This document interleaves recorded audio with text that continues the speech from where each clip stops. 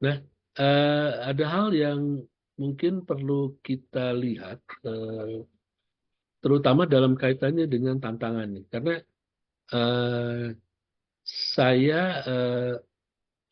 mungkin kita masih banyak yang eh, apa ya, jadi mungkin kurang begitu melihat bahwa sebetulnya dalam pengembangan kepariwisataan juga memang ada hal-hal yang perlu diperhatikan. Ya, bahwa karena kemungkinan adanya dampak negatif juga bisa saja terjadi. Artinya eh, apapun seperti kegiatan apapun kan selalu ada kemungkinan dampak positif dan negatif. Nah, mungkin sekarang ibu bapak sudah banyak mengenal ada istilah over tourism. Jadi eh, over tourism itu eh, ada sebuah destinasi pariwisata yang jumlah wisatawannya terlalu banyak. Sehingga karena terlalu banyak akhirnya malah jadi banyak persoalan baik dari segi lingkungan maupun sosial budaya. Dari segi lingkungan yang mungkin masalah sampah dan sebagainya. Dari segi sosial budaya ya ada banyak juga gitu. Jadi akhirnya masyarakat setempat tidak nyaman karena terlalu banyak orang.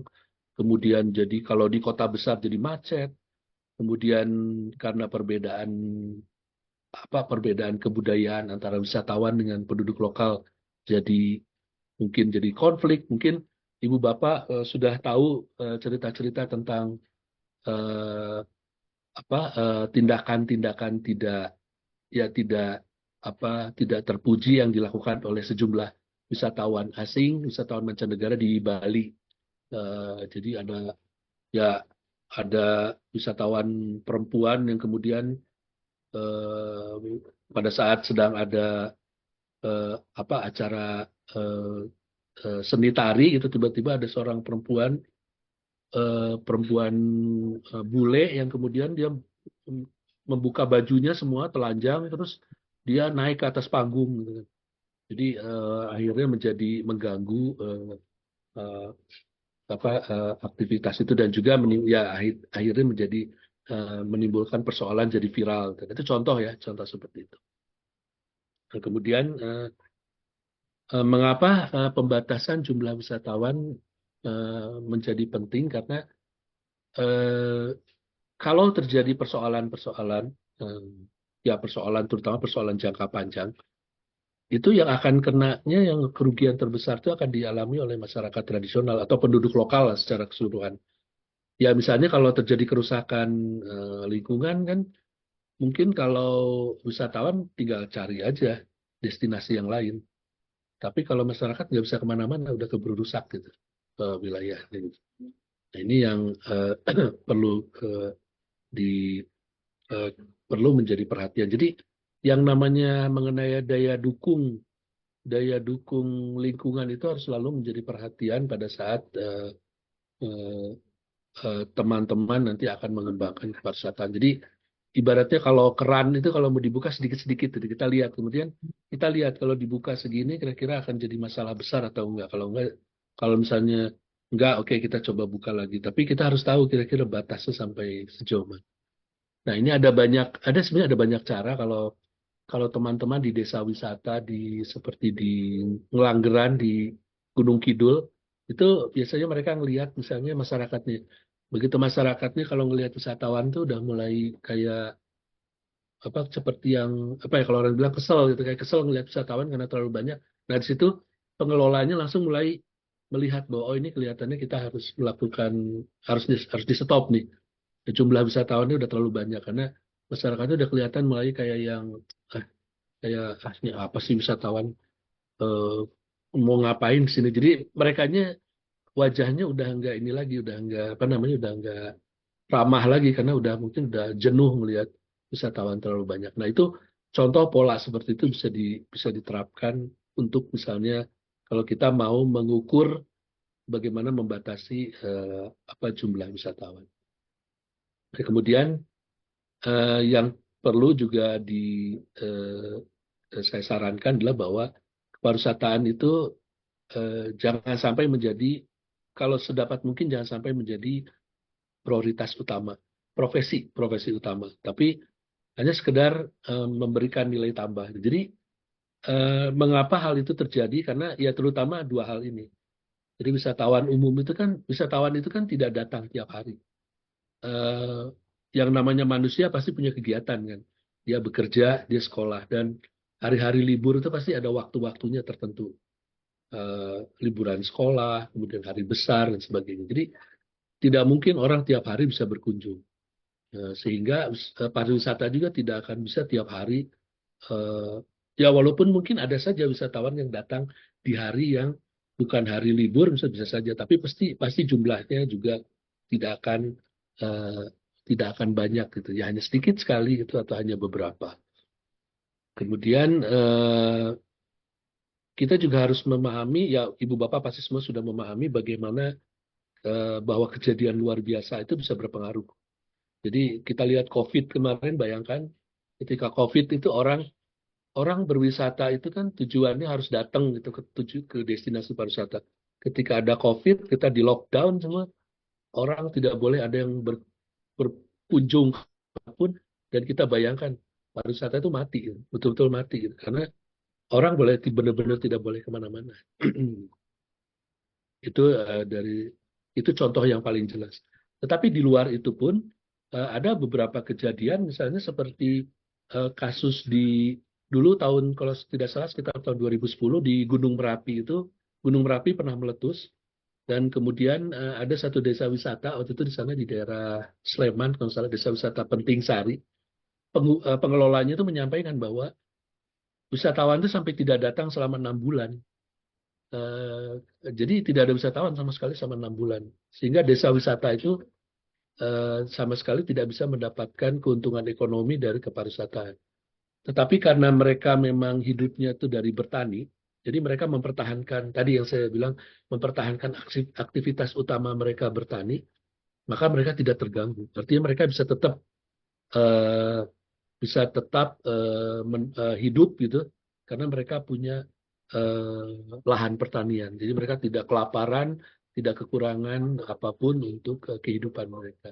Nah ini hal-hal seperti ini yang sebetulnya sangat penting untuk diperhatikan, sehingga agar tidak kemudian jangan sampai nanti kepariwisataan kalau terus kita kembangkan, kemudian kita menghilangkan profesi utama kita, kemudian ketika terjadi sesuatu kita kemudian kehilangan kemampuan untuk apa namanya menjalani kehidupan sehari-hari karena wisatawan tidak datang.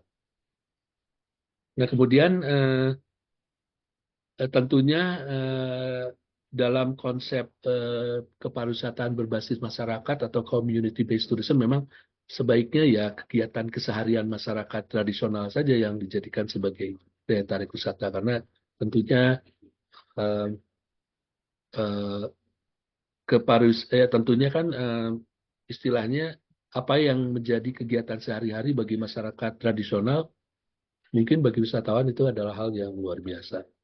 Ya, mungkin inilah yang menjadi penting. Jadi justru makanya kenapa katanya kepariwisataan itu bisa dikembangkan secara langsung, karena nggak butuh tidak dibutuhkan waktu yang lama untuk eh, membuatnya bisa memiliki nilai tambah ekonomi.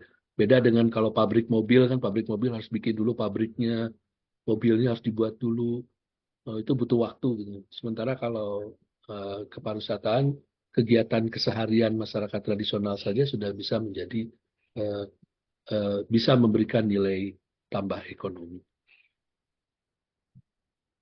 Nah, kalau dilihat dari aspek kebijakan pemerintah, ini saya hanya sedikit saja, ini sebagai artinya pengantar saja, tidak tidak menjelaskan banyak hal, itu bahwa sebetulnya kebijakan pemerintah ada beberapa yang sudah mulai dibuat untuk mendukung apa yang Ibu dan Bapak sekarang sedang rencanakan. Misalnya contoh Peraturan Menteri Pariwisata dan Ekonomi Kreatif nomor 9 tahun 2021. Nah ini di dalamnya itu ada berbagai kriteria untuk eh, berbagai indikator untuk menentukan bahwa sebuah destinasi pariwisata itu betul-betul destinasi pariwisata berkelanjutan. Nah, salah satunya adalah memang melindungi warisan budaya. Dan ini sudah sesuai dengan ini juga disesuaikan dengan standar internasional. Jadi secara internasional konsep perlindungan warisan budaya dalam kepariwisata juga memang sangat didukung. Kemudian saat ini peraturan Menteri Kebudayaan juga sekarang sedang membuat rancangan peraturan Menteri Kebudayaan tentang pemanfaatan objek pemajuan kebudayaan oleh perusahaan besar atau orang asing. Di dalamnya sedang diupayakan untuk disusun tata cara perizinan, pembagian keuntungan, sanksi dan sebagainya. Tapi ini masih dalam proses pembahasan, jadi masih banyak yang harus dibahas dan mungkin nanti teman-teman juga bisa menanyakan kepada teman-teman di Kementerian Kebudayaan untuk mungkin melihat rancangan atau draftnya supaya bisa dipelajari dan mungkin nanti memberi masukan agar nanti rancangan ini benar-benar bisa menjadi peraturan Menteri Kebudayaan yang sesuai dengan kebutuhan masyarakat tradisional. Jadi ya kira-kira seperti ini kalau kita lihat dari segi kebijakan sudah ada dan juga ada yang sedang dibangun. Kemudian sementara kalau yang berkaitan dengan apa berkaitan dengan kaitannya dengan kekayaan intelektual memang sudah ada juga beberapa aturan, walaupun mungkin belum sepenuhnya bisa digunakan untuk melindungi secara paripurna, tapi ada beberapa hal yang bisa digunakan. Tapi mungkin karena ini kita berbicara tentang kepariwisataan, maka saya lebih menunjukkan mengenai bahwa ada peraturan Menteri Pariwisata yang sudah digunakan untuk itu. Dan ini yang Global Sustainable Tourism Council juga diakui oleh organisasi internasional di bidang kepariwisataan, yaitu World Tourism Organization. Atau sekarang istilahnya sebutnya UN, United Nations Tourism Organisasi. Mungkin itu saja dari saya. Nanti kalau mau kita diskusikan lebih lanjut dengan senang hati. Terima kasih. Assalamualaikum warahmatullahi wabarakatuh.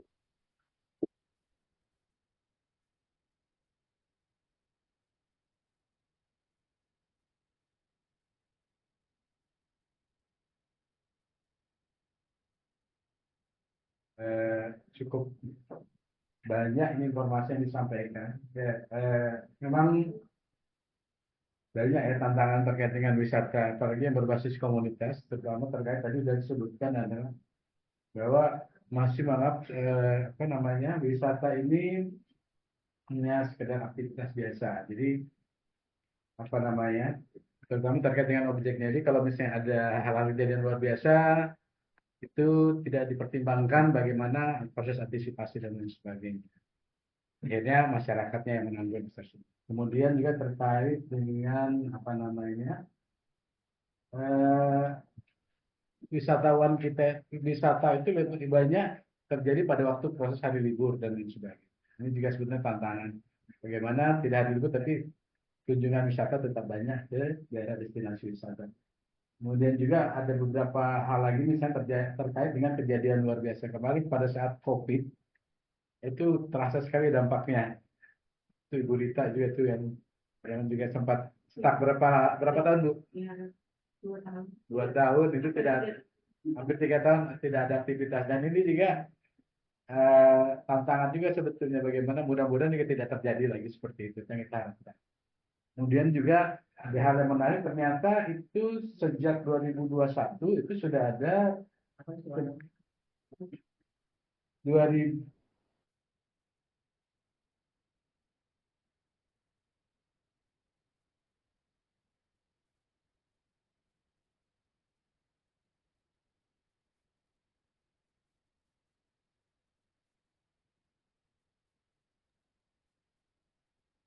Pak Faisal, maaf itu di wisata mute. itu nomor 9 tahun 2021 yang intinya itu adalah terkait dengan bagaimana perlindungan terhadap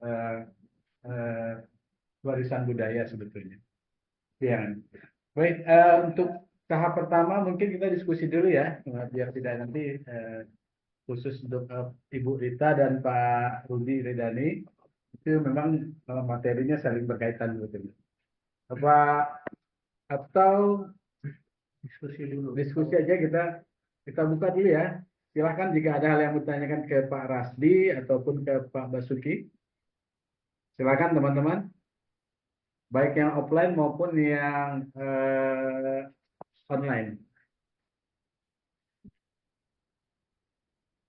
Adakah?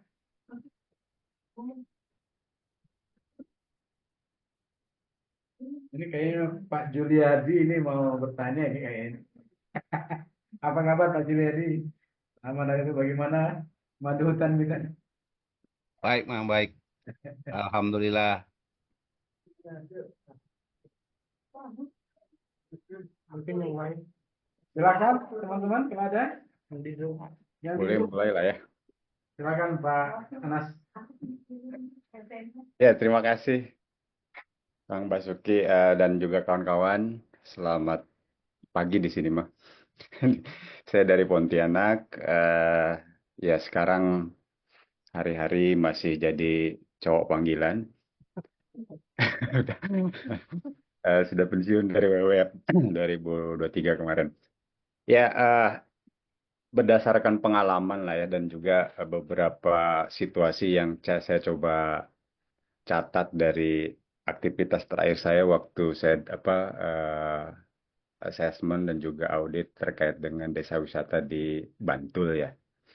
Dan apa namanya tuh peluangnya besar sekali seperti yang Kang Basuki sampaikan dan saya tertarik untuk kemudian men-scale up-nya gitu ya. Ini baru semacam wacana gitu Kang. Bahwa kekinian global sangat apa namanya tuh saling terkait gitu ya dan kebetulan di 2 tahun terakhir ini juga sedang apa namanya tuh mendesain hal baru dan sebenarnya kontennya lama gitu ya yaitu Nature Based Solution NBS dan ini kalau kalau saya lihat gitu ya dari beberapa kriteria yang mungkin bisa diadopt ke dalam pariwisata ini kalau saya apa sangkakan gitu ya NBS ini menjadi satu kondisi pemaksa gitu ya buat berkembangnya tourism gitu ya apapun bentuknya nanti yang artinya karena sudah ada NBS gitu ya Nature Based Solution ini yang sangat relate sekali dengan isu-isu kepariwisataan berbasis eko gitu ya dan budaya. Dan kenapa kemudian NBS menjadi menarik? Karena memang pintu masuknya meletakkan societal challenge sebagai faktor kriteria utama gitu, bukan naturnya gitu. Ini yang menarik dan artinya di-trigger dengan situasi bahwa apapun yang dikembangkan kemudian alih-alih memberdayakan masyarakat malah kemudian resiko-resiko itu muncul dan diterima oleh masyarakat. Seperti yang dipaparkan tadi kira-kira gitu. Nah, ini yang kemudian mendorong ada satu inisiatif namanya Nature Based Solution. Kebetulan baru di apa kita uji cobakan di smallholder sawit dan karet nih. Tapi dari sisi saya coba gali-gali lagi terkait dengan 7 sampai 8 kriteria NBS ini sangat dekat sekali gitu dengan apa isu kepariwisataan gitu ya. Contoh misalkan kalau kita ini pasang si NBS ini sebagai kondisi pemaksa, nah ini yang kemudian bisa menjadikan si pariwisata itu bukan sekedar apa namanya tuh pokoknya beranjak dari bisnis as usual-nya ke pariwisataan kira-kira gitu. Jadi si NBS akan memoles menjadi bankable misalkan salah satu kriterianya. Kenapa? Apa saya coba underline bankable-nya? Karena memang hari ini kan ketika tidak ada pemaksa dalam konteks greening finansial gitu ya, yang ekoturism kan sudah green gitu ya, dan tidak direcognize dengan apa sistem finansial yang apa istilahnya itu green juga gitu ya. Nah ini kadang-kadang suka terpisah gitu dan beda jalur kemudian. Padahal sebenarnya peluangnya gede banget kalau misalkan ini sudah green, kemudian ada satu skim pembiayaan untuk smallholder atau kelompok pariwisata yang juga kemudian dikondisikan menjadi green dan basisnya adalah nature dan kultur gitu ya. Nah ini kemudian koneksinya menjadi kuat gitu ya. Nah kan challenge-nya sih bagaimana kemudian ini terkoneksi.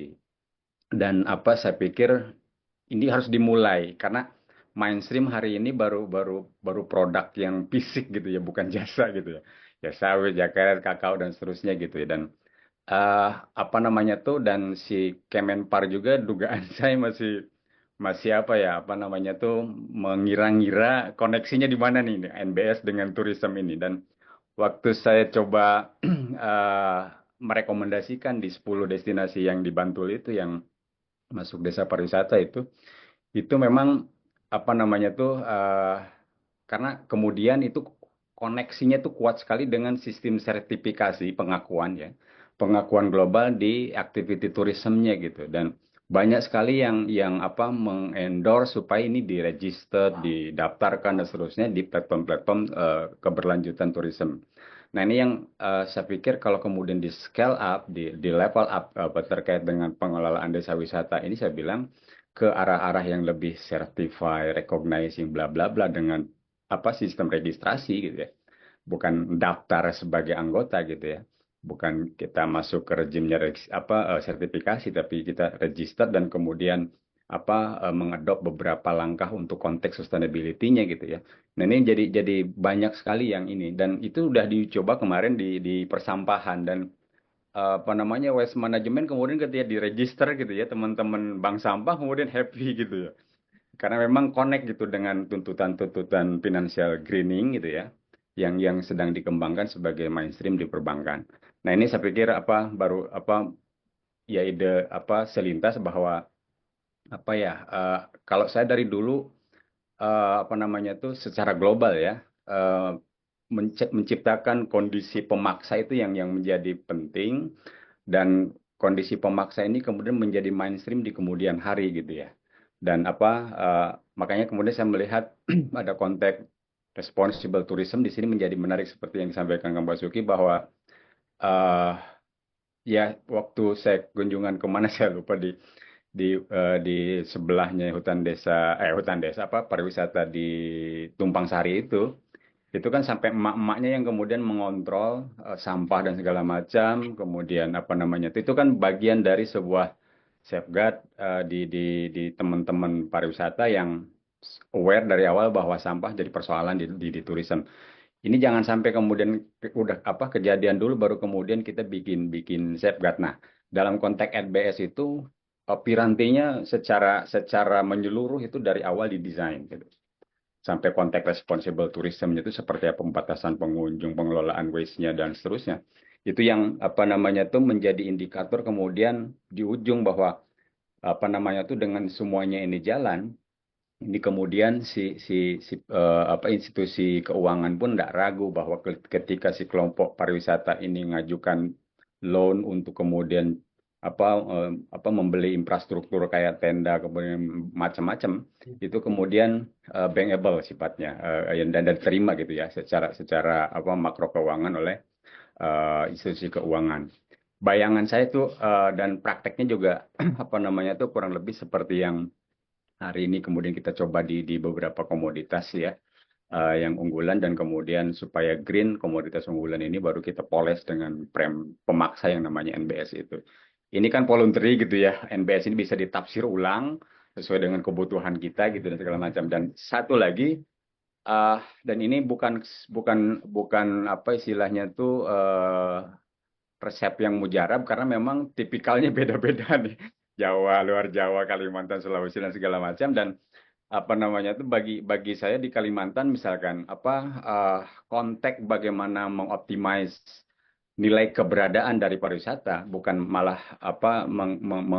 menggeret orang-orang luar datang ke apa namanya tuh ke Kalbar misalkan. Karena saya belajar dari Tumpang Sari dan kawan-kawan di 10 di Bantul itu desainnya adalah bagaimana nilai keberadaan orang-orang yang memang sekitaran destinasi itu kemudian menjadi target pasar gitu ya. Ini yang apa namanya tuh yang paling memungkinkan buat saya di Pontianak gitu ya, di secara keseluruhan itu, karena memang ternyata ya contoh lah in practice misalkan di lapangan, kalau kalau kita endorse pariwisata di suatu tempat di Kalbar lah ya, di perhuluan sana, itu apalah yang di benak mereka itu.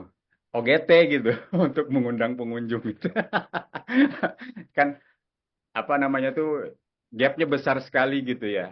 Walaupun di awal kita dampingi desainnya begini segala macam. Mungkin yang kita dampingi dari 10 mungkin yang berhasil cuma 5 itu lumayan lah gitu ya.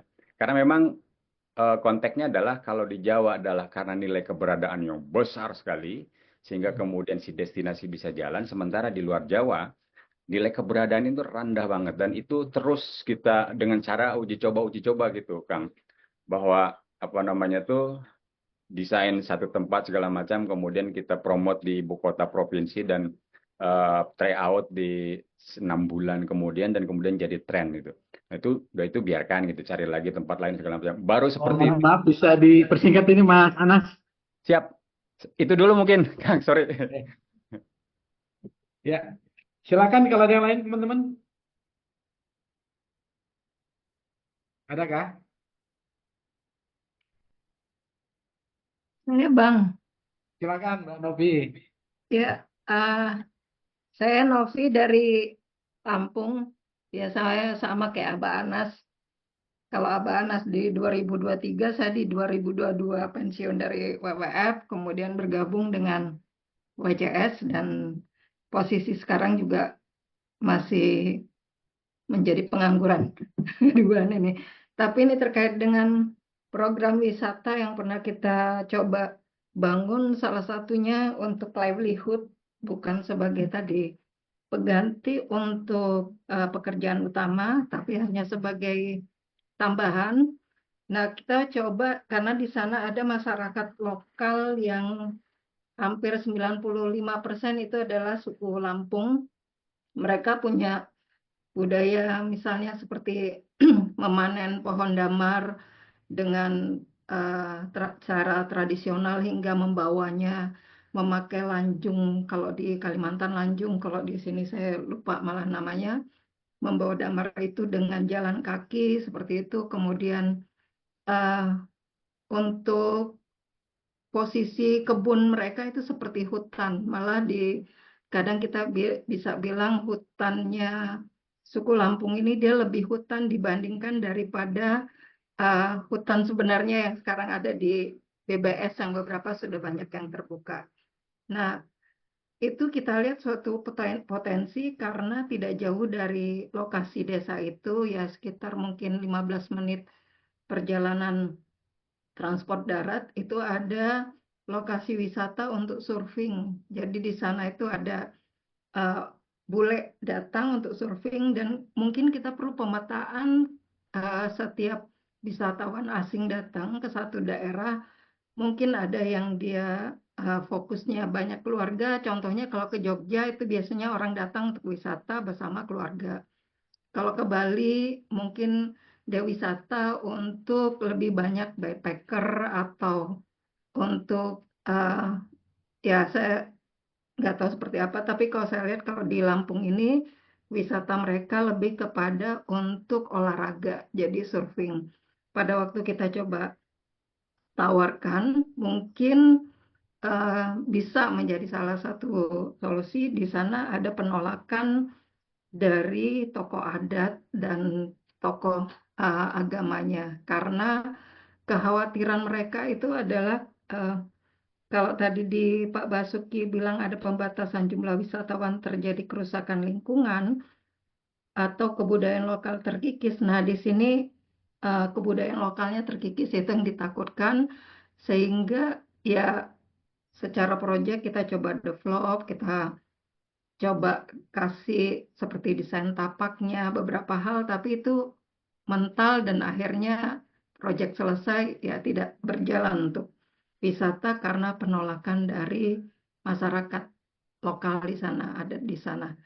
Itu yang mungkin hal-hal seperti itu juga menjadi hal yang kita perlu bahas. Kalau saya sih memikirkan supaya tidak ada ketakutan-ketakutan itu yang sebenarnya sebelum melangkah, tapi mereka sudah merasa kekhawatiran gitu. Anak mudanya akan kalah. Padahal selama ini kalau dilihat di daerah wisata yang banyak surfing, itu ada namanya Tanjung Setia sama Krui, jadi Labuan Jukung.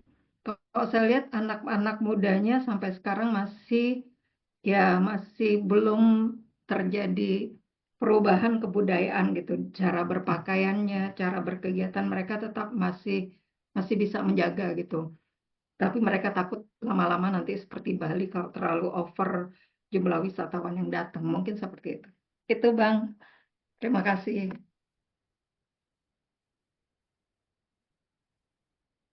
Suaranya tidak ada, Bang Faisal. Iya, terima kasih Mbak Novi.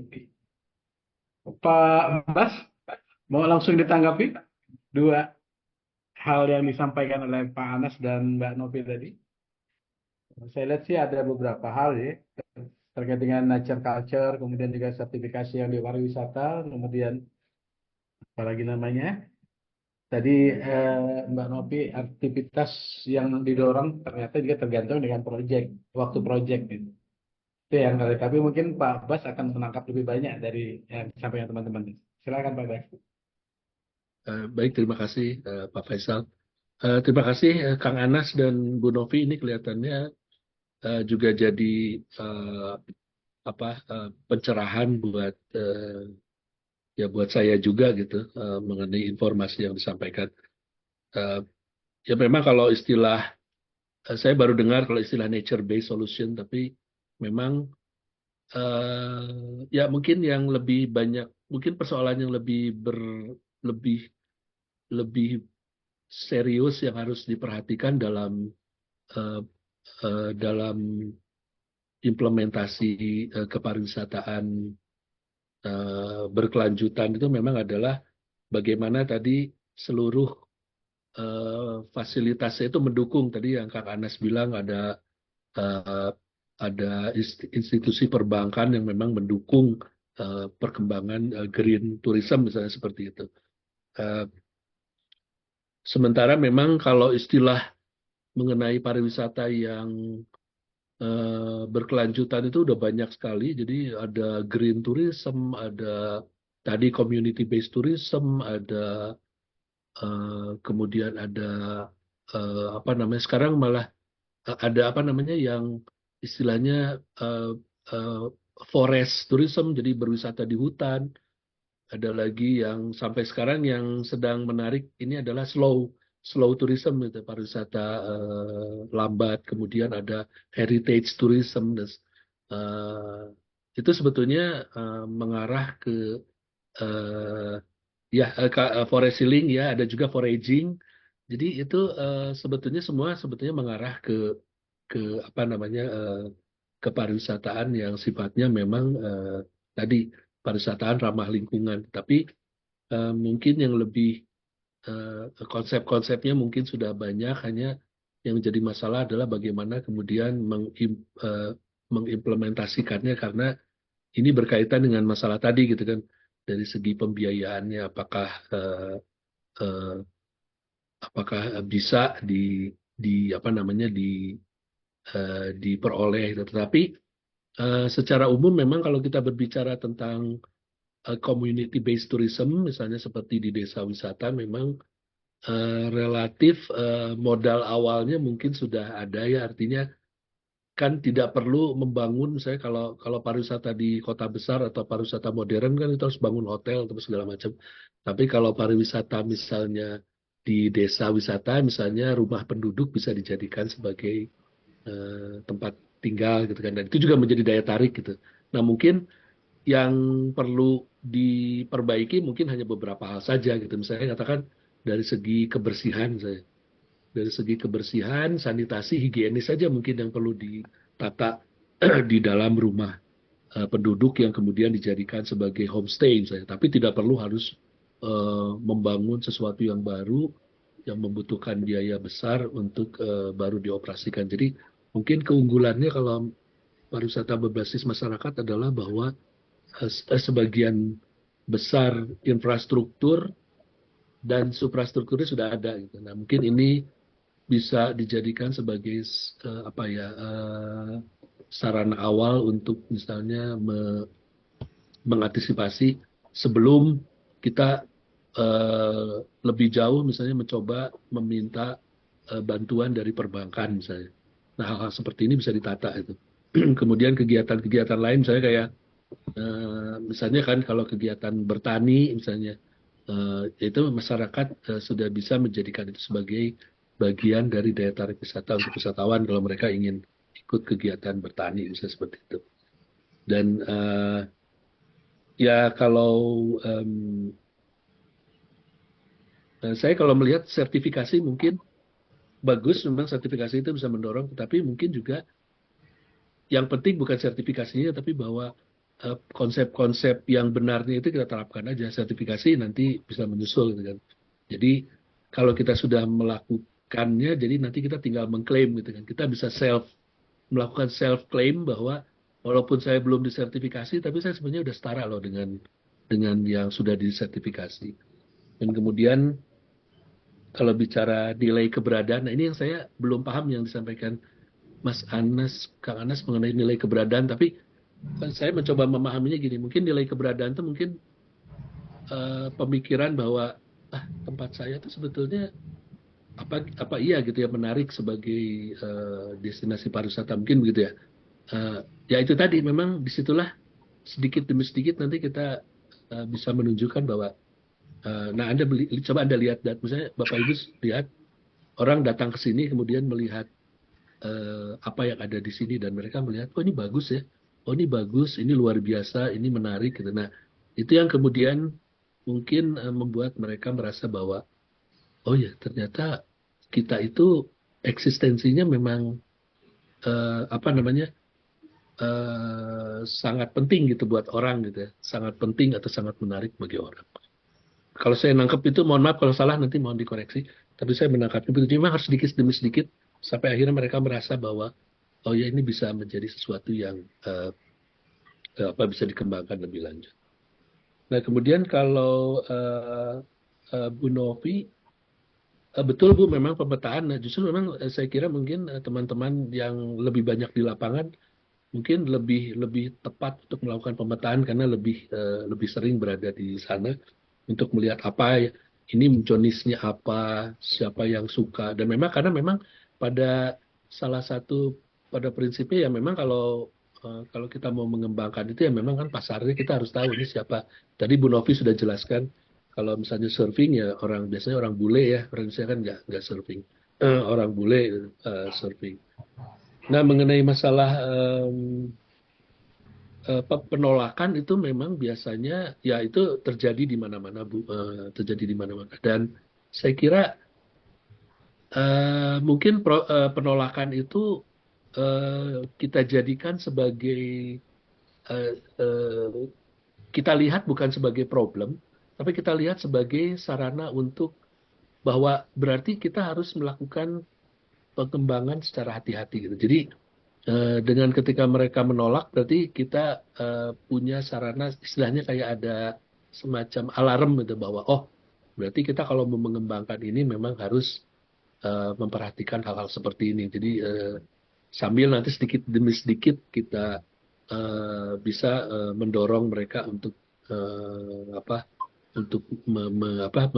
membantu lagi perkembangan. Jadi kalau kasus seperti saya balik lagi ke Ngelanggeran di Gunung Kidul, itu memang juga akhirnya ketika masyarakat adat, ketika tokoh masyarakat, tokoh agama, tokoh adat itu sudah memahami bahwa oh ternyata iya ya pariwisata juga sebetulnya tidak kalau merugikan tidaknya kan bergantung dari bagaimana cara kita mengembangkan. Nah, ketika mereka sudah memahami itu, dan akhirnya mereka menyetujui dan kemudian mereka malah yang mempromosikan kepada masyarakat setempat untuk ayo kita membangun pariwisata.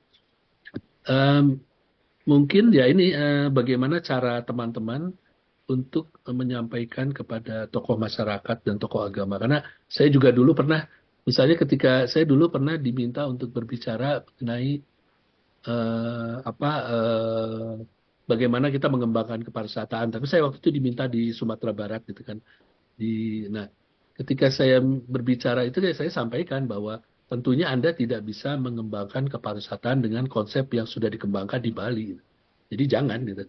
Karena sudah pasti kalau Anda mengembangkan konsep pariwisata yang di Bali pasti itu akan menimbulkan banyak persoalan. Nah, tentunya itu tinggal bagaimana Bapak Ibu semua sekarang membuat pembatasan itu akan seperti apa gitu.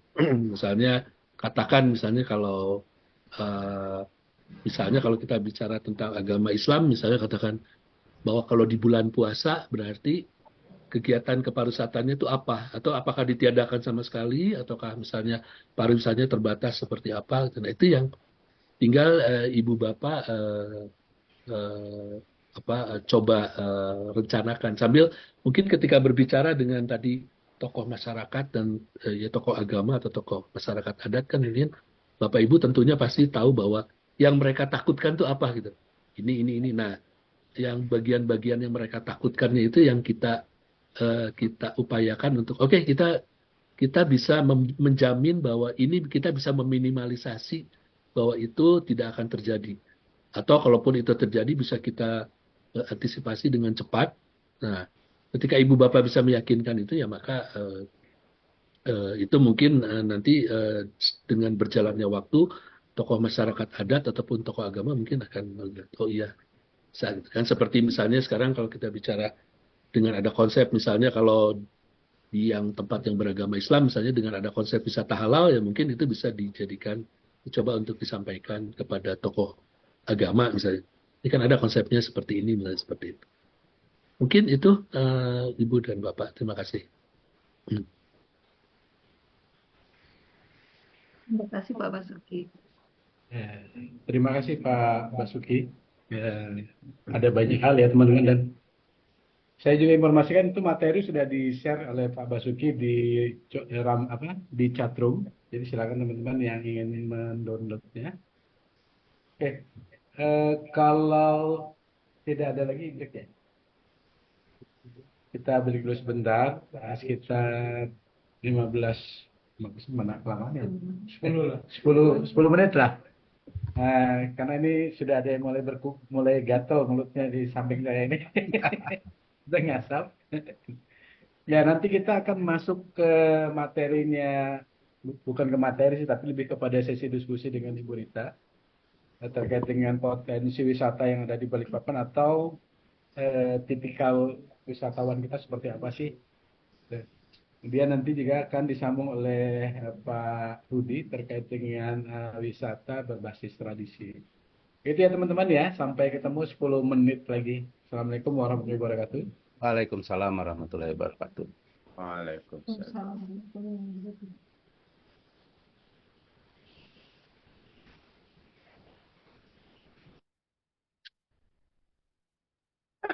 Snacknya yang di Zoom pakai apa ini? Wah, Hah? wadai untuk. Saya pakai kopi di sini dicampur pala biar ngantuk. Wah, mantap Ibu Novi. Kopi aming, kopi aming. Apa yang di sana khas? Yang khas Anas? Abah, Banyak, kopinya. mau. Kopinya. Kopinya. Sekarang ini lagi ngembangin Liberica ini. Oh, diberikan. Oh. Kalau saya lagi coba ngembangin dikasih campuran, Bah. Oh, Campuran siap. pala. Jadi Pala ya. tagline-nya mau ngopi nyenyak tidur, yaitu minum kopi pala. Tapi dingin kan? Hah? Dingin Enggak, pakai es kan? enggak. Kopi kopi Panas. panas saja, kopi hitam dikasih pala. Oh, siap. Jadi uji cobanya orang teman-teman WCS sih saya uji cobanya. Ah, Dan pada nggak pada tidur. bener gak gitu?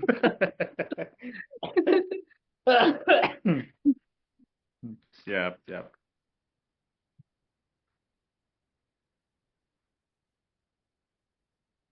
Iya loh.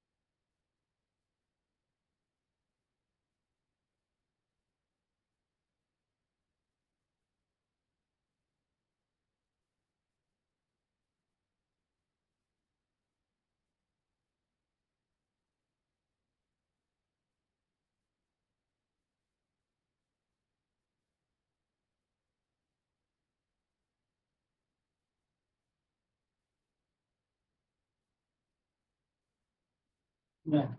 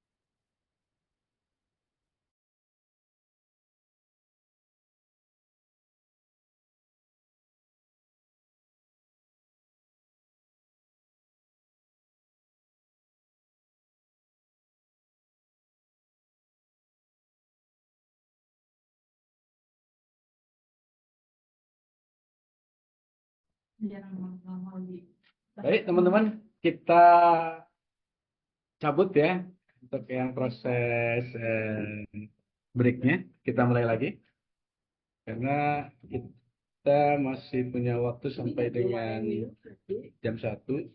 Tapi untuk yang hibridnya jam 12 ya. Pokoknya itu jalan saja. Baik, selamat datang nih untuk Mas Edi Mangopo. Cukup jauh juga perjuangan beliau ya. Jadi ada 3 orang sini yang berjuang untuk bisa sampai ke Balikpapan. Itu pertama itu Pak Udur, kemudian Pak Rasdi, kemudian Pak Edi Mangopo yang pagi-pagi harus sudah bangun. Kalau Pak Udur itu dari kemarin nih, Pak. Baik, langsung saja berikut adalah diskusi kita dengan Ibu Rita yang dalam ini adalah sebagai anggota dari asosiasi travel atau ya, iya, Asita. Asita ada ya, Asita. Baik. Baik, tanpa mengurangi waktu dan kebetulan Bu Rita ini tidak saya tidak menginformasikan beliau untuk menyiapkan materi, jadi mungkin kita diskusi saja gitu. Nah, Iya. silakan waktu dan tempat kami persilakan Bu Rita. Bisa. Oke, terima kasih Bapak Menteri. Assalamualaikum warahmatullahi wabarakatuh. Salam kenal untuk Bapak Ibu yang ada di forum ini, baik yang online maupun offline. Pertama-tama saya menyampaikan terima kasih untuk forum JKT ini yang sudah memberi kesempatan kepada saya untuk berbagi informasi di bidang pariwisata. Tepatnya mungkin kita di sini akan sharing ya tentang seluk-beluk pariwisata di Kalimantan Timur. Pertama-tama izinkan saya untuk memperkenalkan diri. Nama saya Rita Sustanti, kebetulan saya mewakili dari ASITA, Asosiasi Travel Agent Indonesia, DPD Kalimantan Timur. Rekan-rekan sekalian, kalau kita berbicara tentang kesejahteraan masyarakat, kita berbicara tentang pemberdayaan masyarakat di suatu daerah, maka hal yang tepat dilakukan itu satu-satunya adalah bagaimana menggerakkan pariwisata daerah itu sendiri. Karena begini ya, Bapak Ibu, kalau misalkan kita berbicara tentang pariwisata, ketika pariwisata suatu daerah itu jalan gitu, maka semua roda yang berkaitan dengan pariwisata itu akan berputar. Yang dampaknya tentu akan meningkatkan pendapatan masyarakat di sekitarnya atau di suatu tempat tersebut. Nah, jadi mungkin saya di sini juga agak sharing sedikit untuk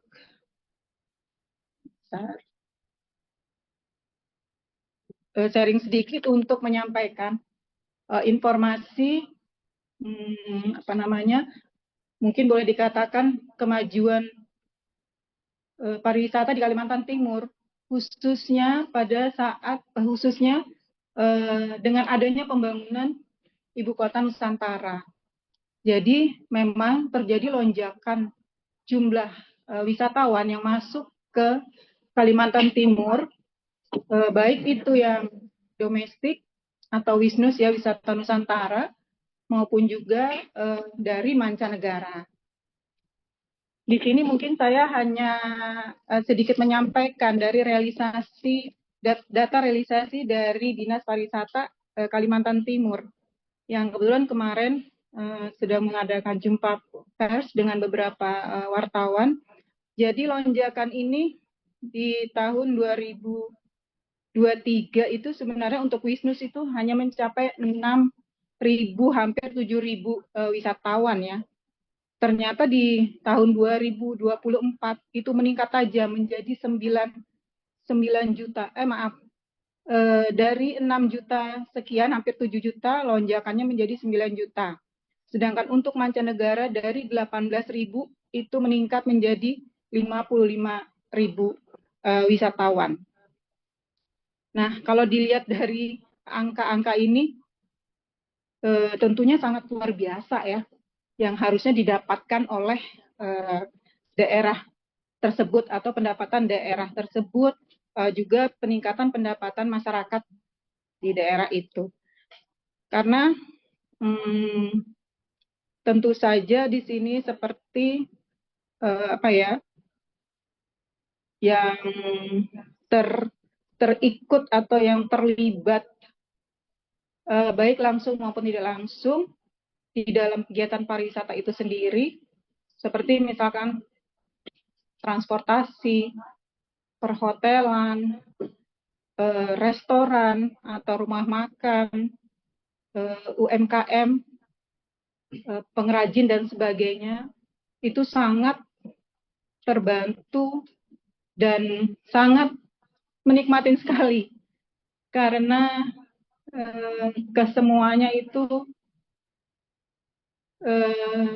akhirnya dapat menggairahkan para pengusaha di bidangnya itu yang sebelumnya saat pandemi itu kolaps total sama sekali.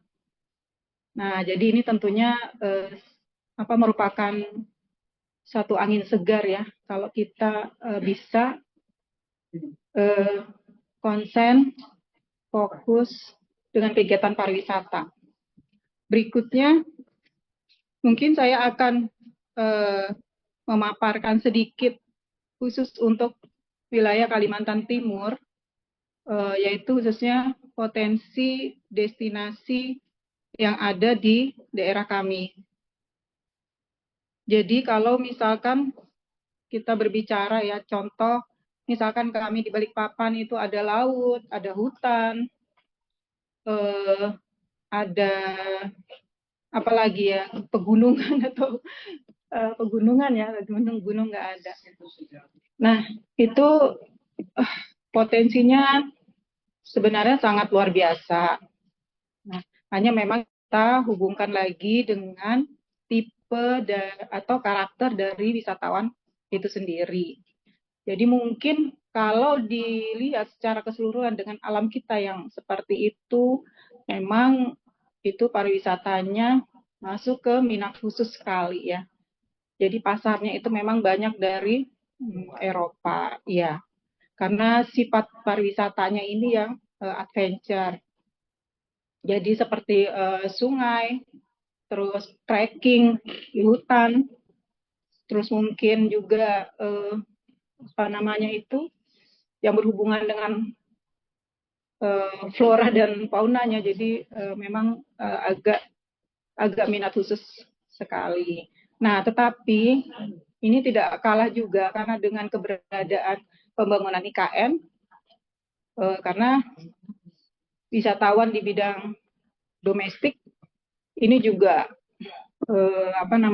terjadi peningkatan yang signifikan. Nah, jadi mungkin potensi-potensi yang sifatnya mungkin seperti city tour atau berada di daerah-daerah yang memang agak mudah untuk didatangin juga merupakan sesuatu yang sangat potensial sekali. Jadi seperti di Balikpapan kita punya mungkin tadi Pak Basuki di awal ada menyampaikan masalah pariwisata turisme ya. Nah, mungkin kalau di sini nih saya juga punya pemikiran sebenarnya untuk bidang pariwisata kehutanan ini mungkin yang bisa diangkat itu seperti healing forest. Nah, kalau di Jepang itu udah booming gitu.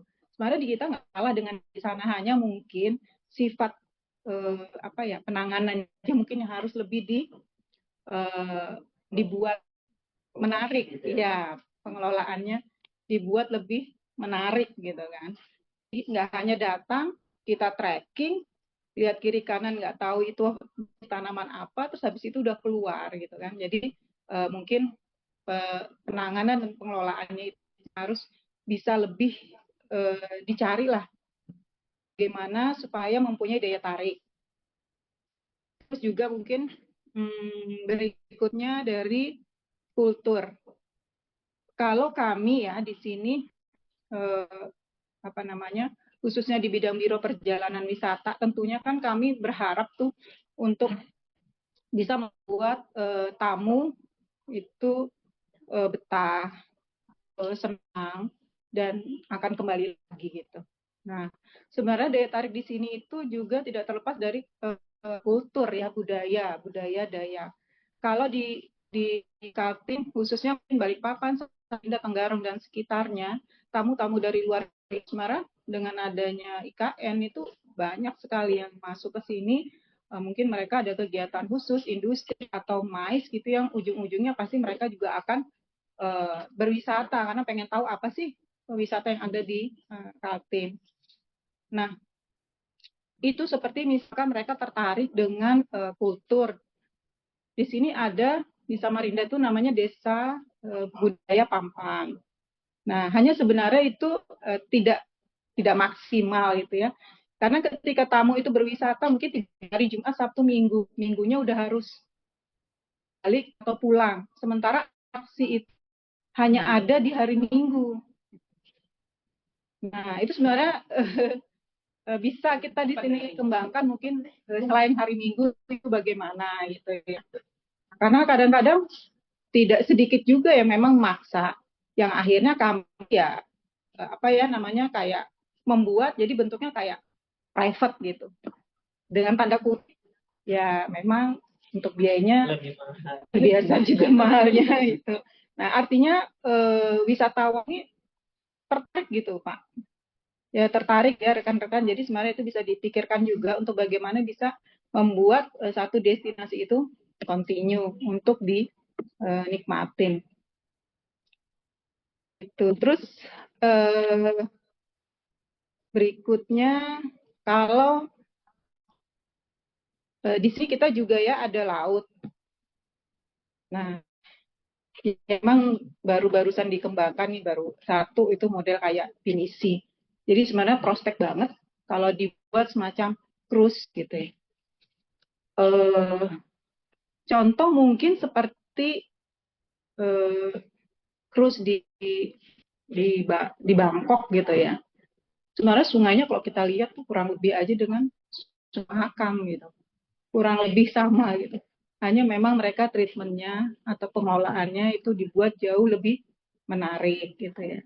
Nah kalau cruise misalkan yang sekarang lagi ramai dikembangkan di Thailand itu fokusnya kayak dieksposnya untuk dinner. Nah sekarang kalau di papan gitu, ya kenapa nggak bisa dikembangkan? Sebenarnya kita punya teluk gitu kan, Teluk Balikpapan yang indah. Kalau misalkan udah sampai senja aja, kita sudah lihat lampu-lampu Pertamina itu udah wah luar biasa. Kemarin kebetulan ada ngalamin beberapa tamu yang memang wah ini luar biasa gitu ya. Nah jadi mungkin di situ juga bisa menambah pendapatan untuk masyarakat sekitar yang tertarik untuk mengembangkannya. Terus juga di sini kita ada mangrove. Nah, itu mangrove itu memang minat khusus sekali ya. Terus juga mungkin di sekitar IKN atau Ibu Kota Nusantara, di situ juga yang ada Gua Tapak Raja, terus ada Bukit Bangkirai, yang mungkin memang semuanya itu harus dimaksimalkan saja sebenarnya.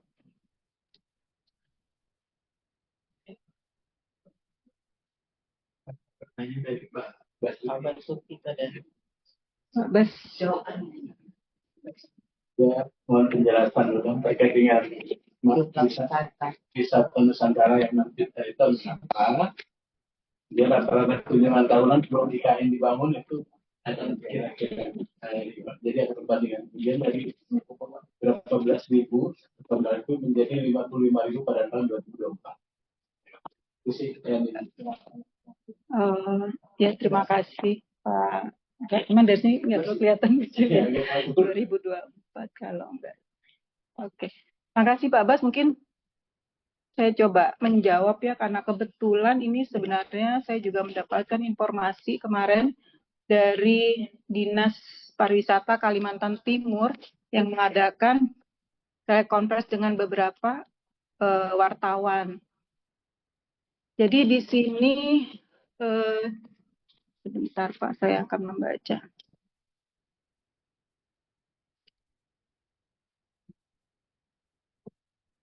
Pada tahun 2022 memang target wisatawan atau target wisatawan Nusantara atau Wisnus itu ditetapkan sebesar 6.295 sekian. Kunjungan dari wisatawan mancanegara atau Wisman itu sebesar 16.507 kunjungan. Nah, kemudian tahun 2023 itu memang targetnya diturunkan ya Pak menjadi 2.300.000 kunjungan. Sementara target Wisman ditetapkan 10.000 kunjungan. Namun pada tahun 2024, nah ini target kembali naikkan menjadi 6.900.000 kunjungan Wisnus dan 18.000 kunjungan Wisman. Jadi ini tahun 2024. Kemudian hasil realisasi kunjungan Wisnus itu ternyata mencapai 9.382.900 sekian kunjungan atau 135,99% dari target. Sedangkan kunjungan Wisman mencapai 55.000 atau 305,58% dari target. Iya, ini memang melonjak tajam sama sekali untuk Kalimantan Timur. Ini sebenarnya ya karena keberadaan dari pembangunan ibu kota Nusantara. Jadi kalau kita lihat, memang rata-rata kedatangan untuk wisatawan Wisnus dan Manca ini bisa dari kegiatan MICE yang dilaksanakan di Kalimantan Timur. Terus juga wisatawan murni terus juga pekerja tenaga asing ya yang banyak di Kalimantan Timur, khususnya Balikpapan, Samarinda, dan Tenggarong. Dan juga data ini diambil dari Dinas Pariwisata berdasarkan tingkat hunian hotel pada tahun 2024.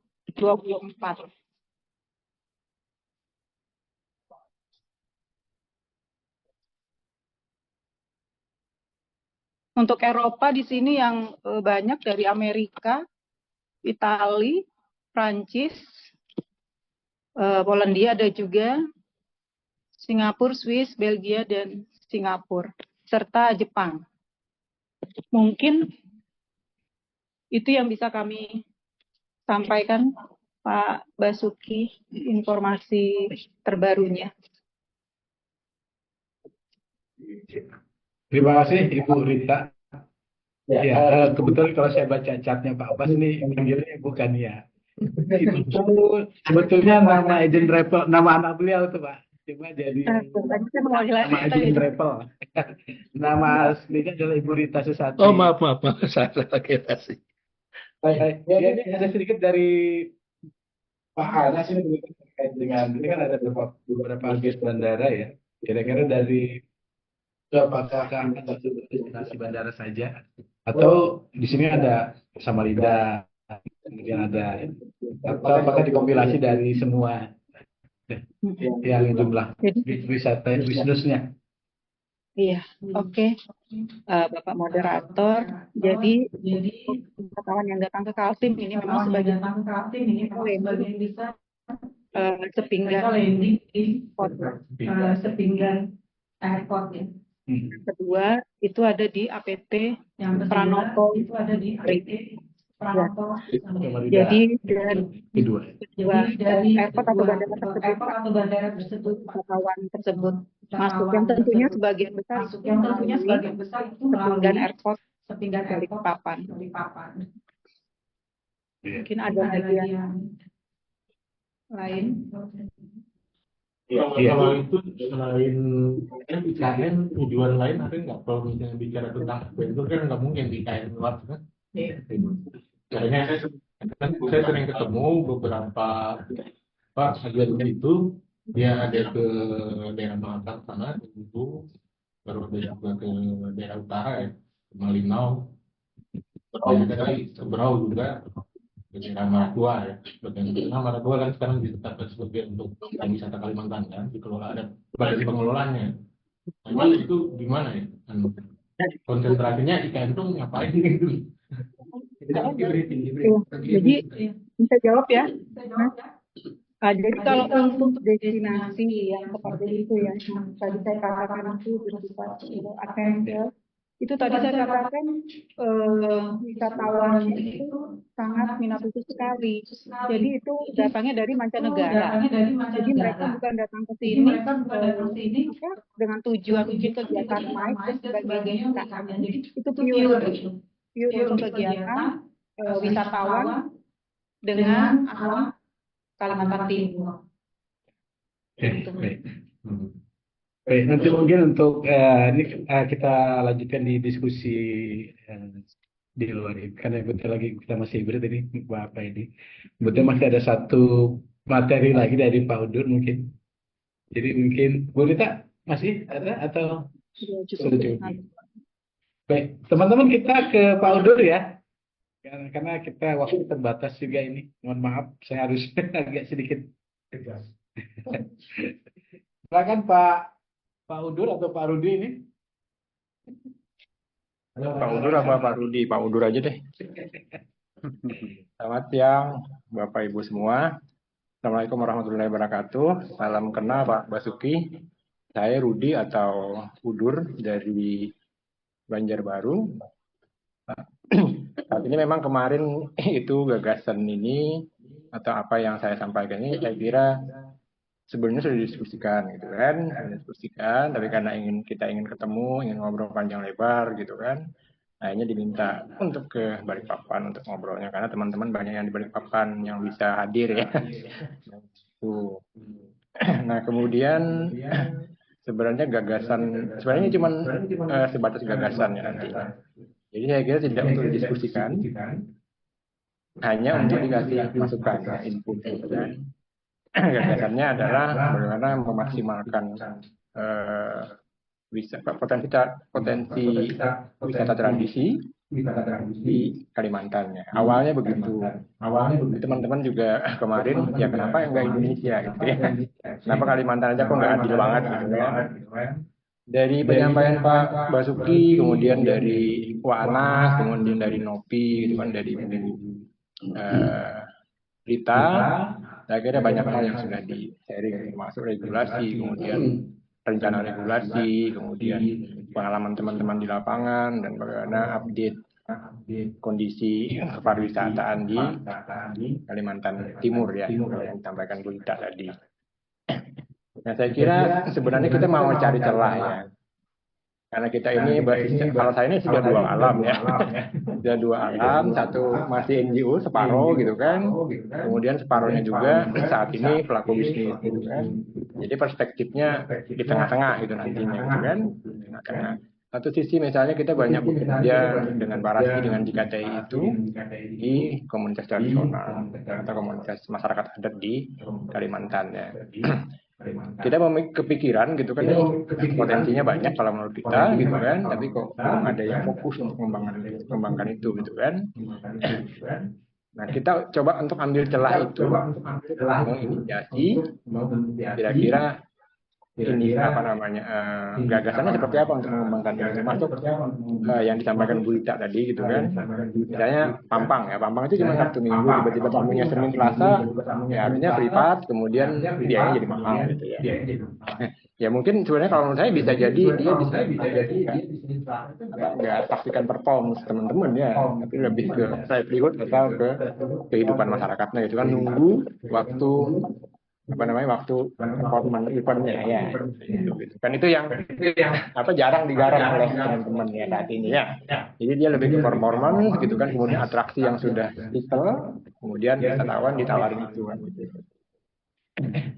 Baik, saya kira tidak panjang lebar, mohon maaf, saya kira kalau kita diskusikan panjang lebar, kemudian jangan fokus pada eco-trade-nya gitu kan, karena itu karang-karang saya gitu kan, mimpi saya itu adalah sebuah brand bisnis yang nantinya akan memberikan akses kepada teman-teman ke akses marketingnya.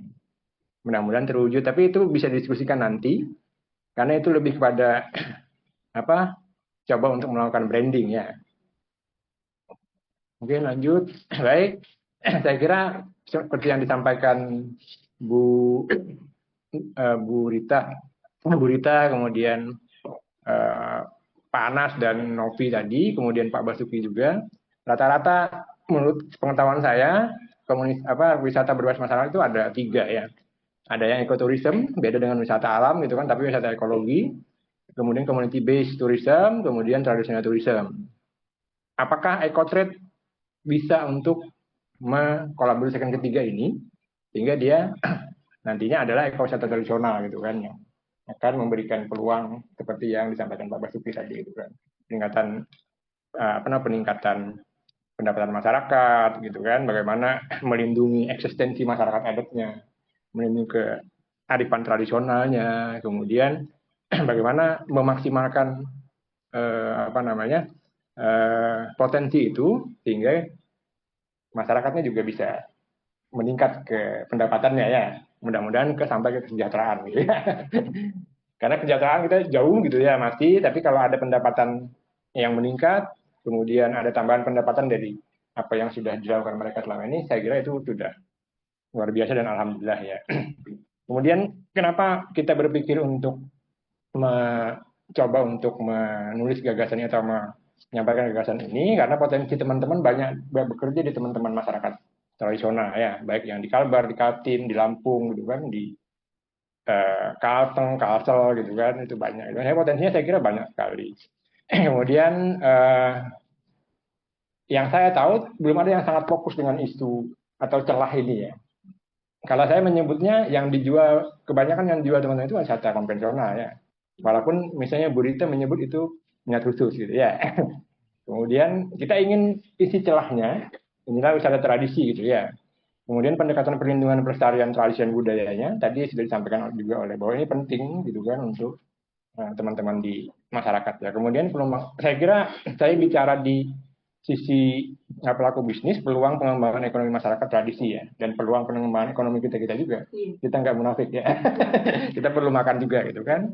Kalau bisa kita ikut, selama ini kan kita agak sungkan, agak alergi bicara, ya kita ikut dong, bagi dong gitu kan. Masyarakat dapat pendapatan, bagi dong sedikit kayak gitu, itu agak sungkan. Tapi yang saya lakukan, saya malah ikut makan dengan masyarakat gitu. Sekarang ya dalam 2 tahun terakhir, kemudian upaya jaminan aktivis komunitas tradisional juga. Yang bicara proyek misalnya ya, habis proyek ya sudah, cari proyek baru kan. Kita katanya pemberdayaan masyarakat, kalau habis kontrak kita bingung sendiri nggak berdaya gitu. Jadi community development head manager gitu ya. Tapi pada saat kita habis kontrak, kalang kabut cari kontrak gitu. Gitu ya. Jadi kayaknya naik banget gitu. Kemudian kira-kira misinya seperti apa ya? Pengembangan ekonomi dan pelestarian tradisi dan budaya masyarakat, tradisi dengan bisnis sosial yang menguntungkan. Ada banyak model bisnis gitu kan. Tapi ini saya kira yang paling tepat karena kita sharing benefit dengan masyarakat, maka bisnis sosial yang paling tepat gitu kan.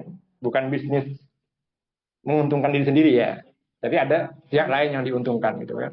Kalau istri pasti kan diuntungkannya.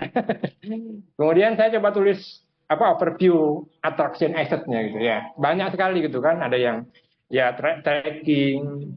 Mohon maaf, saya kira saya minta break sebentar karena azan. Belum ya? Oke, lanjut berarti. Misalnya babukung di Kalteng, Isen Mulang di Kalteng, kemudian rafting di Kalsel, hudok di Kaltim, gitu kan, banyak lagi lah. Ada yang model event tahunan, festival gitu kan, ada yang produk tradisi ya, ada kumut, ada anyaman rotan, kemudian ada ya mungkin kita sudah sebut tadi, ada edible plant misalnya yang kalau dikunjungin ini tanaman apa nggak tahu gitu kan, yang bisa dimakan apa aja gitu kan. Kenapa mereka tidak belajar itu gitu? Sehingga dia bisa live in 3 hari belajar anyaman, 1 hari belajar misalnya mencari edible plant untuk dimakan sama-sama gitu kan, berdasarkan pengetahuan tradisional masyarakat yang ada, kemudian baru Sabtu Minggunya itu event, ya kan, performance gitu loh. Jadi dia tinggalnya lebih lama. Bu Rita pasti lebih senang mereka tinggal lebih lama daripada cuma 2 hari ya, karena duitnya makin banyak tuh. Iya kan? Nah, ya, kemudian kenapa target marketnya itu international segmentation ya, segmen internasional seperti yang disampaikan Bu Rita tadi. Eropa yang main seperti yang suka seperti ini. Kalau teman-teman lokal, domestik gitu itu ya udahlah pantai, kemudian selfie, kemudian buat konten, udah gitu pulang gitu ya. Dan tidak lama 1-2 jam sudah bosan mereka, gitu kan. Kemudian bagaimana kompetitif analisisnya, bagaimana mengisi celahnya ya, sehingga kita tidak bersaing secara langsung dengan wisata yang sudah settle di manapun ya, termasuk di Kaltim gitu kan. Ya kita mainnya di indigenous people dan dia spesialis gitu kan, tidak ngambil jatah teman-teman yang di wisata ya, umum konvensional ya kalau menurut kita ya seperti itu. Jangan khawatir gitu, kita nggak ngambil kok. Kemudian problem yang ada selama ini ya ancaman degradasi eksistensi masyarakat tradisi kearifan tradisional ini sisi LSM-nya ini. Kemudian pengembangan ekonominya gitu kan, ini yang pelaku bisnis ya. Belum ada bisnis yang berkembang dan mapan yang dikelola aktivis masyarakat tradisi dan masyarakatnya. Jadi aktivis LSM selama ini aktivitasnya di pemberdayaan masyarakat gitu kan. Yang kalau proyek habis kemudian nyari proyek baru tadi. Kemudian itu ternyata belum banyak juga untuk mengelola ini ya. Tidak ada sustainable finansial ya. Gitu. Kemudian solusinya ya tadi eco-trade, social business, Indonesian Indigenous People Visit Specialist itu yang kita tawarkan gagasannya ya. Kemudian bagaimana nilai tambahnya? Mempertahankan mempertahankan, melestarikan, mempromosikan. Seperti disebut Pak Basuki, kita bisa mempromosikan juga. Tapi tetap pada pakem mempertahankan, melindungi dan melestarikannya. Sehingga tidak kita eksploitasi secara masif, kemudian membabi buta ya, gitu kan. Kemudian potensi aliran dana bisnis sosial langsung ke pengelola bisnis masyarakat tradisi sudah disebut sama Pak Basuki tadi. Saya kira cukup relevan ya apa yang disampaikan Pak Basuki. Pak Anas sama apa namanya Novi dan Bu Rita ya. Kemudian apa yang perlu disiapkan? Perencanaannya seperti ini. Kita kumpulin dokumentasinya, kemudian kita siapkan apa namanya, kalau Pak Basuki tadi sebut apa, izinnya, izin, ada legalitasnya gitu kan? Sertifikasi misalnya. Kemudian marketing toolsnya seperti apa? Yang paling cepat kita bisa siapkan adalah marketing toolsnya. Itu kan. Kemudian sistem, karena kita rencananya tidak menjual secara offline, tapi dia sell by system ya, sistem yang menjual gitu kan. Sehingga teman-teman nggak banyak sumber daya, 2-3 orang udah cukup, tinggal liatin sistem aja. Digital marketing lah intinya ya, karena orang sudah AI, kita baru digital marketing ya. Masih tinggalan selangkah gitu kan. Kemudian kita perlu tes juga, trial juga ya. Biasanya kita lakukan trial trip dulu gitu kan. Kata Bu Rita tadi, ini diskusinya panjang ya. Kalau orang bisnis kan, ya sudah testing aja dulu. Kalau menguntungkan itu jual, kalau tidak menguntungkan ya tinggal. Orang bisnis kan begitu ya. Oh ini nggak ada peluangnya, tinggal. Ini peluangnya besar, ambil, jual gitu kan. Karena kalau dijual nggak laku juga kalau nggak dijual. Kemudian kita sell by system. Kemudian yang perlu dilakukan saya kira pre-trial tour ya, untuk di mana entah nanti. Kemudian pasal lainnya ya saya kira kan, kalau saya bicara dalam konteks ataupun sisi pelaku bisnis ya kan, kita harus cepat. Ya sudah, bahannya mana, dagangannya mana gitu kan, pasarnya mana gitu kan, berapa biayanya jual untuk uji coba gitu ya, baru bisa dianalisis. Tidak dalam konteks analisis dulu, analisis berbulan-bulan tapi akhirnya nggak dijual juga gitu kan. Akhirnya nggak jalan, nggak dijual juga gitu kan. Ini hanya mengulang yang tadi. Ya udah jual gitu ya. Kemudian bagaimana kira-kira dampaknya ya? Ya saya berharap, teman-teman JKT berharap perlindungan pelestarian dan promosi tradisi dan budaya masyarakat tradisi Indonesia dengan pendekatan sosial bisnis yang menguntungkan masyarakat dan pengelola bisnis gitu kan. Biasanya kan kalimatnya yang menguntungkan masyarakat, selesai ya. Kita nggak untung, wah ya kaya banget kita kalau kita nggak untung. Nggak kaya berarti. Ya kan, sedekah ya, donasi gitu. Kayak benefitnya sama lah, mempertahankan eksistensi masyarakat tradisi dan lingkungan dengan inisiatif bisnis sosial yang terus berkembang dan mapan. Itu mimpi dan doa, ikhtiar dan doa ya.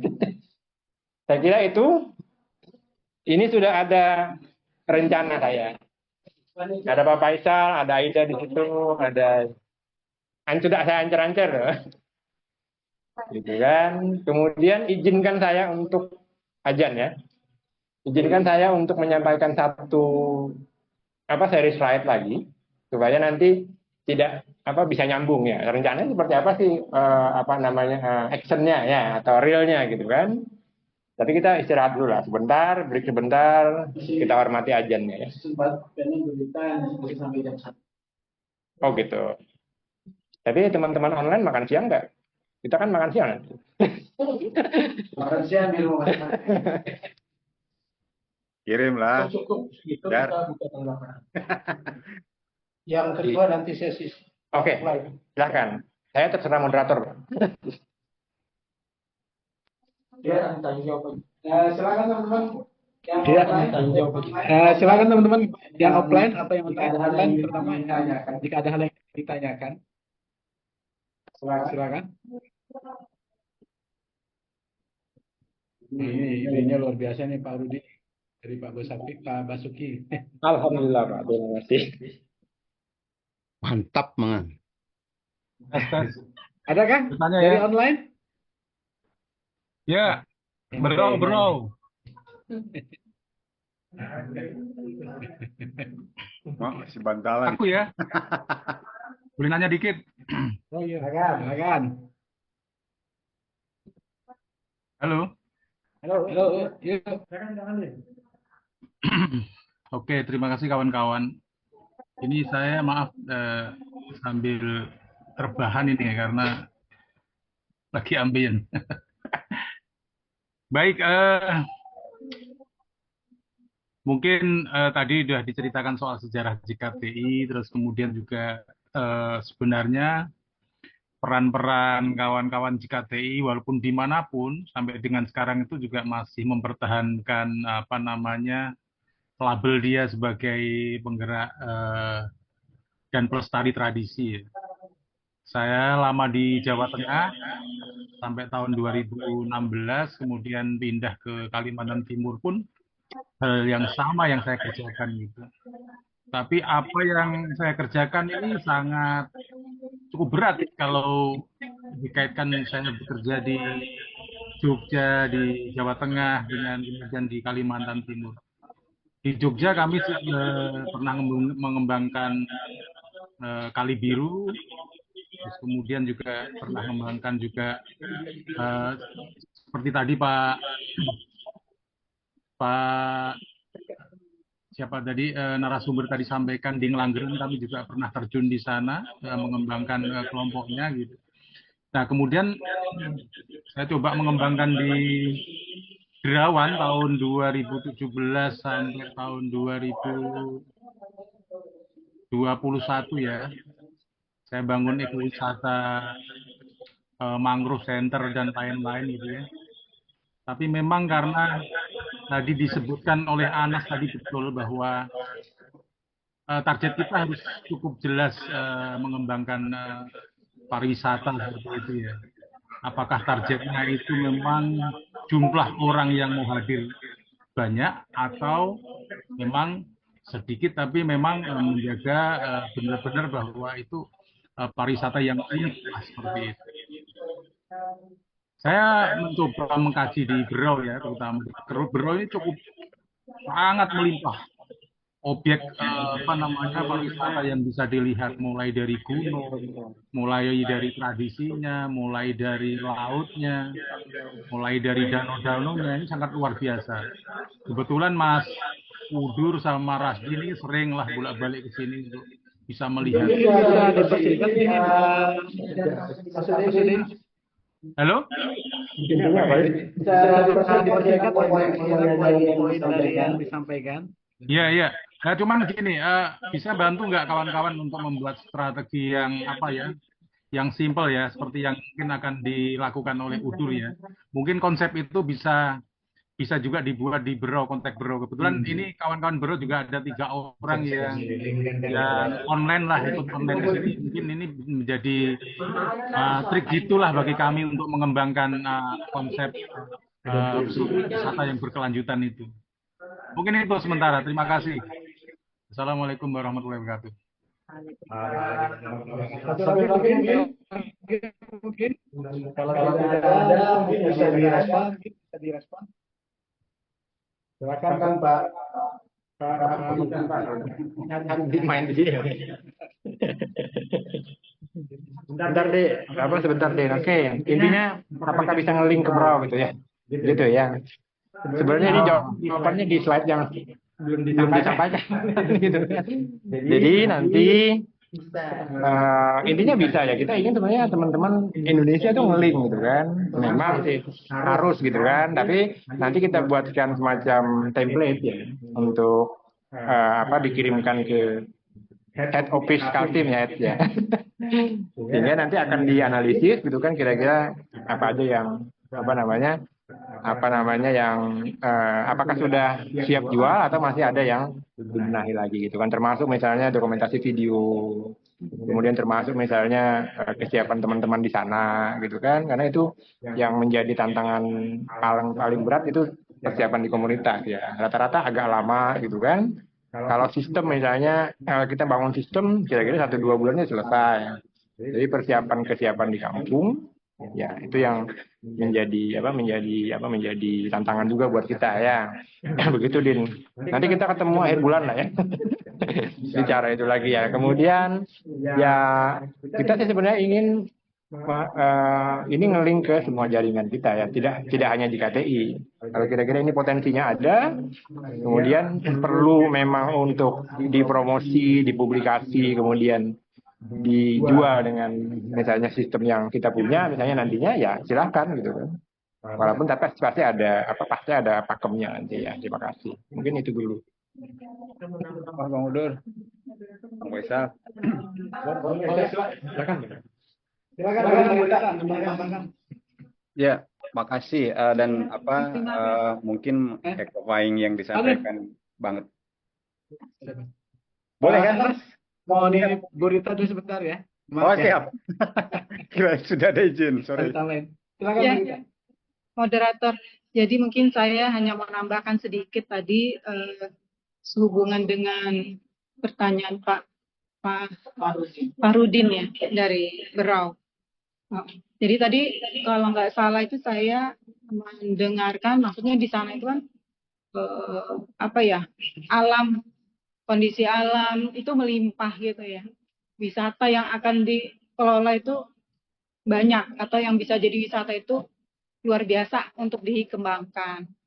Nah, sebenarnya juga ini kebetulan kan kami memang aktif diskusi dengan Dinas Pariwisata Kaltim ya Pak ya, sehubungan dengan target untuk pencapaian Wisman dan Wisnus itu.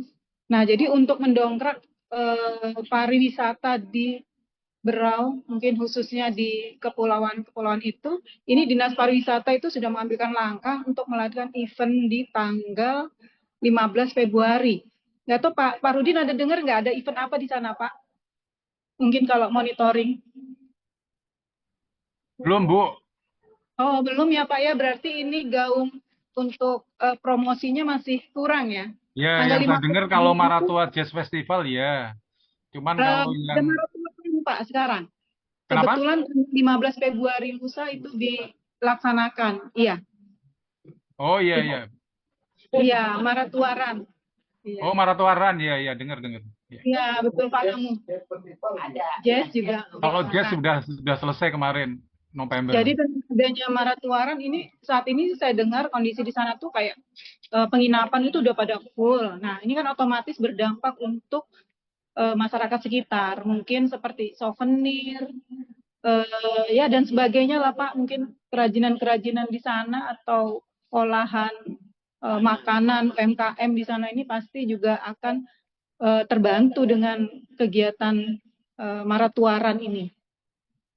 Iya, ini salah satu contoh kegiatan yang dilakukan Dinas Pariwisata untuk mensupport pariwisata di Berau. Mungkin itu aja tambahannya. Terima kasih. Mas Anas, silakan. Ya, terima kasih Kang Faisal. Tinggal Ya. kalau bisa singkat dan padat karena begitu aja kita akan break atau langsung secara otomatis. Siap. Ya, hanya mengeko apa yang disampaikan Bang Udur terkait dengan mungkin ide scale up. Ada keywordnya mungkin kalau eco transboundary itu jadi menarik karena kalau dari ide yang dipaparkan Kang Udur itu kan memang kemana-mana gitu ya, dan semangat yang saya tangkap juga adalah interkoneksi ya, dan korespondensi yang lancar yang bisa membangun sebuah jaringan yang kuat gitu ya. Dan itu kalau di Kalbar sudah jalan dengan, kalau transboundary dengan Sarawak udah clear. Ada satu lokasi desa di Danau Sentarum kita udah alhamdulillah sampai hari ini udah kita tinggalin 8 tahun masih jalan. Terus yang ide bahkan dengan internal Kalimantan ini nggak jalan gitu, dan yang kita mulai kemarin waktu saya riset 3A di Pangkalan Bun misalkan, itu sampai hari ini belum terkoneksi antara Pangkalan Bun, Mana, Kalbar, Kalteng, Samarinda dan seterusnya. Itu kalau rekomendasi highly recommend itu memang itu tadi soal bagaimana ide soal koneksi antar transboundary ini gitu ya, Kalbar, Kaltim, kemudian Kalteng dan seterusnya, itu menjadi satu ide untuk lebih membangun konektivitas turisme, kira-kira seperti itu. Over.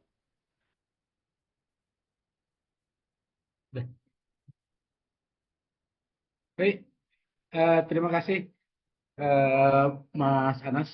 Baik, teman-teman yang di online, terima kasih atas kehadirannya, dan dengan sangat menyesal kami harus mengakhiri ini. Tapi kita akan tetap diskusi di WA Group ya untuk teman-teman yang online. Terutama nanti ada satu sesi yang satu presentasi, satu slide yang belum sempat disampaikan oleh Mas Udur, yang itu nanti akan jadi konten diskusi kita kalau misalnya teman-teman berkeinginan.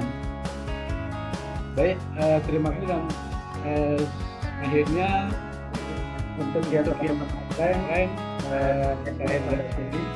Mohon maaf, foto bersama. Foto bersama. Oke, ada permintaan dari Pak Rasdi kita foto bersama. Jadi untuk teman-teman online bisa membuka kameranya. Ya, ada Mbak Amina, ada Pak Arif, ini Pak Suwarno, Pak Novi, ya, mata. Sudah, silakan. Oke, Mas Arif, Suwarno, Mas Papa. Oke, ada ya. 3, 2, 1. Lagi 3, 2.